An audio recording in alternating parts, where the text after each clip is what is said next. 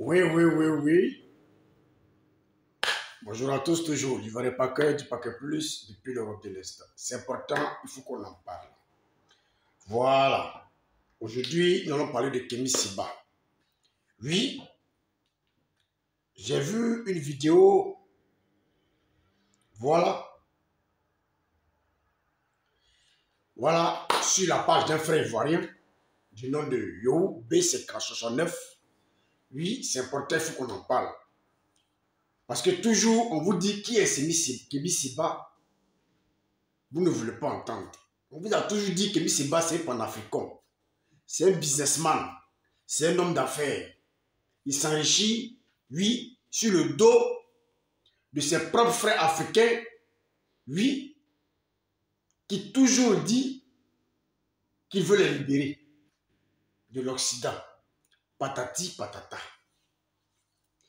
Vous allez écouter la vidéo de Kémy Séba, l'interview de Kémy Séba, et vous allez comprendre, mes frères maliens, mes frères guinéens, mes frères nigériens, burkinabés, que Kémy Séba se jouit de vous. Oui, parce que Kémy Séba a tellement d'abonnés qu'aujourd'hui, voilà, il se joue de vous. Il fait son business. C'est un businessman. Ce message va s'adresser, oui, à notre méga star Alpha Blondy, Tekenda Fakoli, Salif Keita et autres, oui, qui pensent qu'ils sont dans un combat avec Kémy Séba. Oui, et certains blogueurs, influenceurs comme Philippe Simo, oui, et Philippe Simo et autres, on vous a toujours dit que quand vous prenez Kémy Séba, Nathalie Nyang, Franklin Nyamsi et autres influenceurs sur les réseaux sociaux qui se disent des panafricains, alors qu'ils sont des panafricains, oui, qui se font du business sur le dos de leurs frères et sœurs africains, beaucoup pensent que non, c'est faux. Oui, ils pensent que c'est dans un combat. Voilà, beaucoup d'Africains pensent que c'est un combat avec Nathalie Nyang, Franklin Nyamsi, oui, comment dire qui encore? Franklin Nyamsi, c'est dans un combat avec Philippe Simo, oui, et autres. Alors que ce n'est que vraiment, comment je peux vous dire, des tapettes. Oui, ce n'est que des tapettes. Des personnes qui se font de l'argent sur votre dos, les frères africains. Ils ne sont pas dans un combat, comme vous le croyez. Mais ils sont dans leur business, dans leurs affaires. Réveillez-vous, les Burkinabés. Réveillez-vous, les Guinéens. Réveillez-vous, les Burkinabés. Réveillez-vous, les Maliens, les Nigériens. Réveillez-vous. Vous n'êtes pas dans un combat. Oui. Ces panafricains s'enrichissent sur votre dos. Vous allez écouter la vidéo sans plus tarder, mes frères. Influence et tout ça. C'est urgent, urgent. C'est en train de beaucoup tourner sur les réseaux. Je voulais que tu nous en parles. Ces pays nous contactent. Quand ils nous contactent, ils savent que nous sommes à la recherche d'alliés géopolitiques. Cette même année, en 2017. Écoutez très bien les dits de Kémy Séba.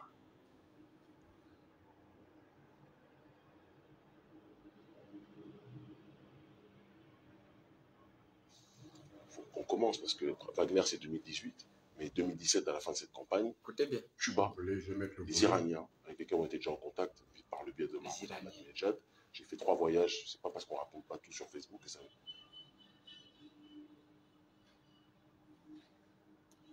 Kémy Séba nous dit ici qu'il n'est pas dans un combat, qu'il est dans un business.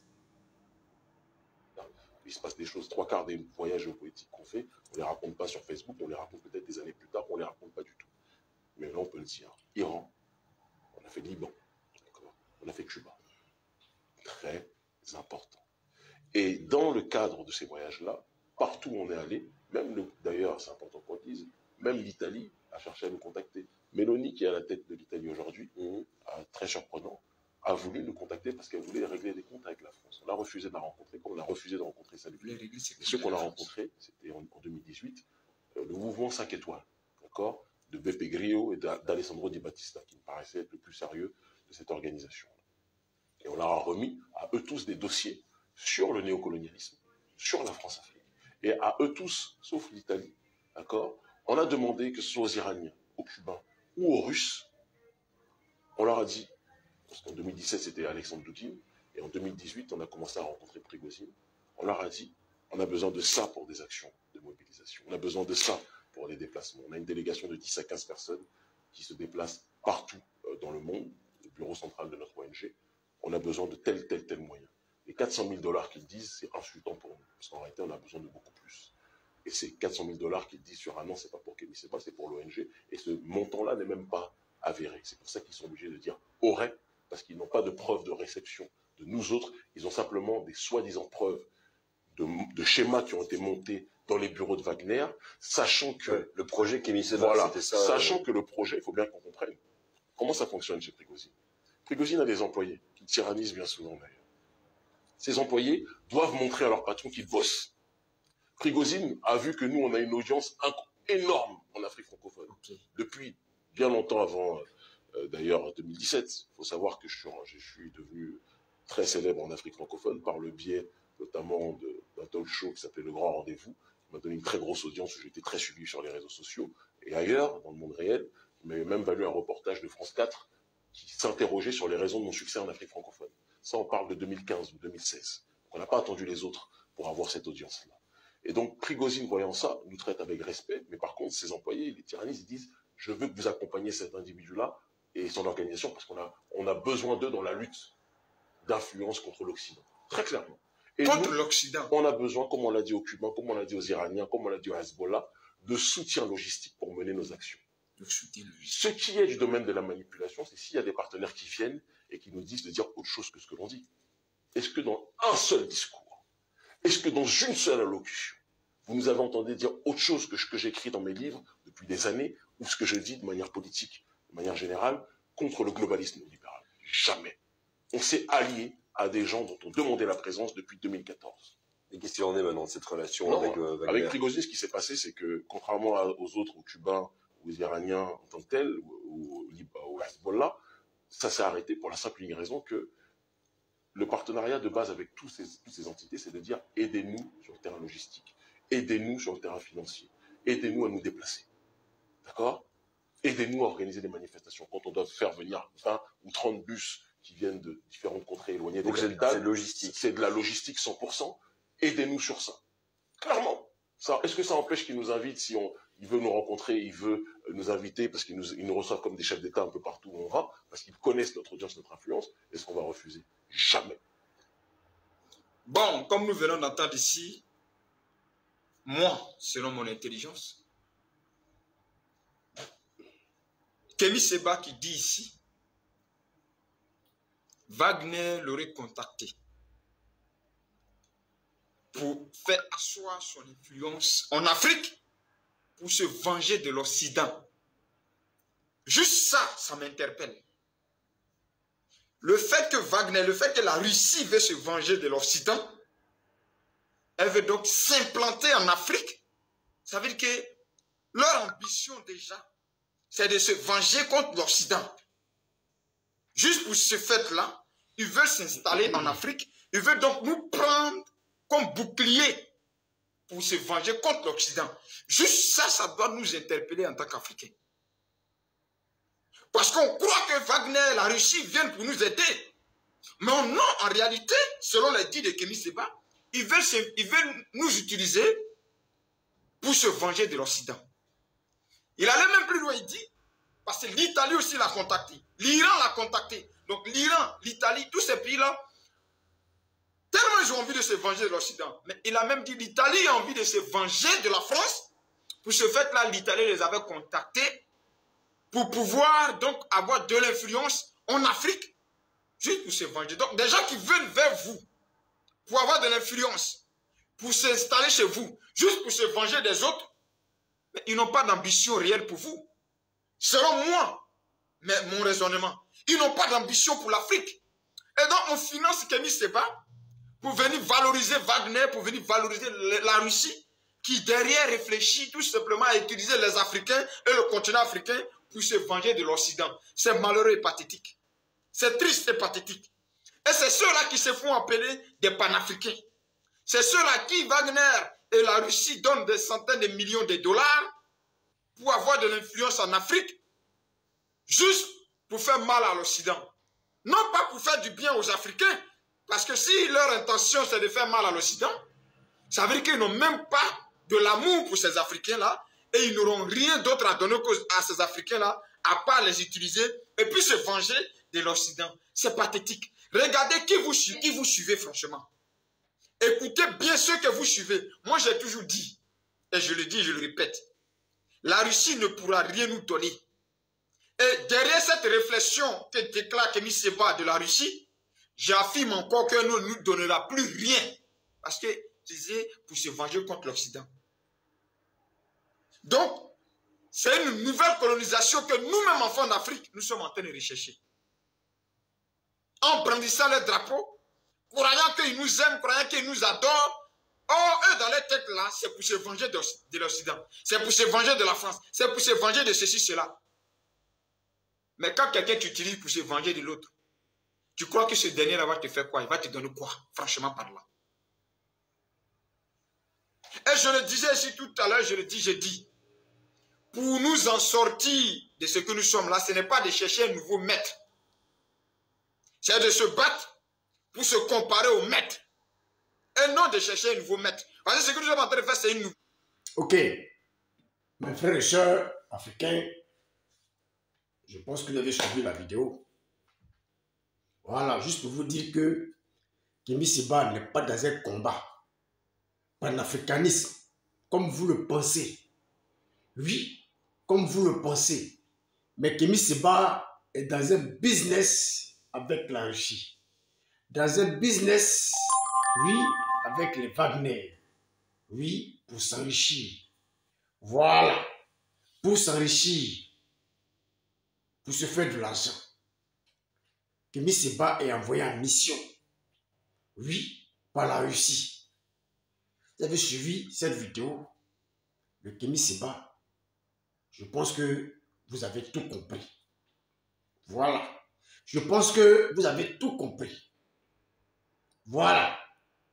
Ce message, ça interpelle Alpha Blondy, Tikenja Fakoly, le journaliste camerounais de RFI qui pense qu'il est dans un combat, qui pense que Nathalie Yang est dans un combat, qui pense que celui de Paris est dans un combat, qui pense que Kémy Séba est dans un combat, oui, qui pense que, oui, ces panafricains sont dans un combat. Non. Ces personnes-là ne pensent qu'à leur propre intérêt. Ils s'en battent les couilles de vous. Oui. Pareil pour Philippe Simo. Oui. Et une certaine influenceuse qui traîne souvent en Côte d'Ivoire. Oui. Il faut semblant de nous parler de investissez en Afrique, investissement en Afrique, quoi. Tout ça, c'est des conneries. Derrière, ils savent ce qu'ils gagnent quand ils font la promotion des coups d'État en Afrique. Ils savent ce qu'ils gagnent. Oui. Ils savent ce qu'ils gagnent. Mes frères et sœurs, Maliens, Burkinabés, Nigériens et autres, réveillez-vous. Réveillez-vous. Ces panafricains-là sont en train de vous mettre en retard. Oui. Ils sont en train de vous utiliser, eux, pour s'enrichir, pour construire leur vie. Ils s'en foutent de vous. Que vous souffrez, que vous ne souffrez pas, ils s'en battent les couilles. Aujourd'hui, prenons le cas du Mali. Les Maliens sont en train de souffrir à l'aise là. Et ils ont déjà pris leur argent, ils sont à l'aise. Prenez les Burkinabés. Oui, ils ont déjà pris leur argent, c'est panafricain, ils sont à l'aise. Même Ibrahim, je ne sais quoi, Ibrahim Traoré du côté du Burkina, il a pris son argent. Oui, c'est des milliards qu'il a pris avec la Russie, avec Wagner. Il est à l'aise. Il s'en bat les couilles de votre souffrance, la population burkinabé. Oui, il s'en bat les couilles de votre souffrance. Prenons le Mali. Assimi Goïta a pris son argent avec la Russie, avec les Wagner. Donc lui, il s'en fout, oui, du peuple malien, de votre souffrance. Il s'en bat les couilles. Vous voyez un peu, la Guinée, c'est pareil. Et ils s'emballent que nos souffrances. Ne pensez pas que non. Voilà, le peuple souffre. Oh non. La manipulation est terminée. Ils ont fait le travail de la Russie. Ils ont leur argent. Ils s'emballent les plus de vous. Réveillez-vous. Ouvrez les yeux. Aujourd'hui, Kémy Séba vient de nous dire toute la vérité. Toute la vérité. Dans quoi il est. Dans quel business il est. Oui. Parce que tous ces pays-là l'ont sollicité. Oui. Pour pouvoir déstabiliser la France en Afrique. C'est tout. Pour pouvoir faire mal à la France. C'est tout. Rien d'autre. Oui. Rien d'autre. Et moi, je pense que, en toute sincérité, la France doit retirer le passeport de Kémy Séba. Oui. En toute sincérité. Oui. Retirer le passeport de certains panafricains. Oui. Qui font croire. Oui. Aux Africains qui sont dans un combat alors qu'ils sont dans un business. Je pense qu'on doit leur arracher même le passeport français ou le passeport européen. Oui. Je pense, c'est ce que je pense. Hein. Parce qu'ils sont en train d'induire la population africaine en erreur. Oui. En erreur. Alors qu'ils vivent à l'aise. Ils ont des milliards, ils sont couchés peinards en Europe. Oui, ils investissent. Et le peuple africain pense qu'ils sont dans un combat. Oui. Alors que ce n'est rien. Oui. Alors que c'est de l'argent que ces personnes-là sont en train d'amasser. Sont en train de s'enrichir sur leur dos.